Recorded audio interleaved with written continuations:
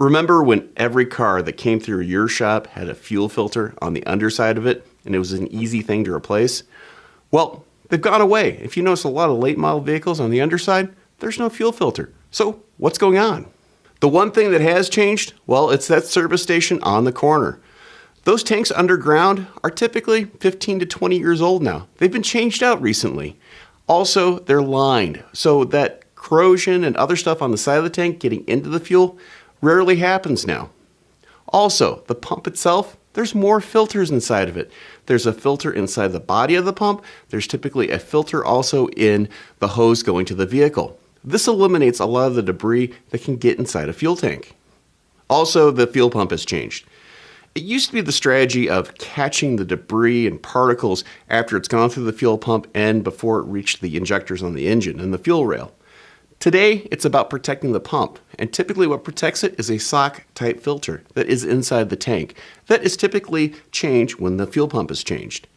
This filter can filter out some pretty small particles and prevent them from getting to the fuel rail, and it also protects the pump itself.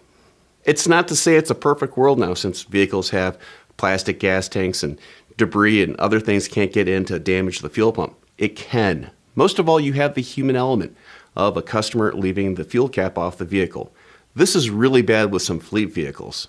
On some high mileage vehicles, it's the filler neck. It's typically made of metal and it can corrode. Also, it's in the wheel well of the vehicle, so it's going to corrode even faster than any other piece of metal on the vehicle, and this can create a path that the debris can get into the tank with. When it does come time to replace that fuel pump, take a look at the tank itself. Before you remove the pump, look at the top of the tank. Clean it off before you open it up. Make sure that there's not the chance that dirt, debris, and other things can get into the tank when you pull the pump out. Once the pump is out, look inside the tank. Make sure that there's nothing inside the tank, dirt, debris, that could damage the brand new pump. And if there is, make sure that you pump all the gas out of the tank and clean it out professionally or with the best methods you have possible at your shop. The next thing to remember when you're replacing the fuel pump, if you have the option to use a module, do it, because those typically come with a brand new sock filter at the bottom of the fuel pump itself. Also, it makes it a little bit easier because a lot of these pumps have the fuel sender unit on it. Trying just to replace the pump itself, well, you could have issues with cracked plastic, other lines inside of the pump itself that could be damaged, and you're going to have a comeback. But most of all, if a fuel pump has gone bad on a vehicle, make sure you diagnose what has happened. Is it the connector at the pump?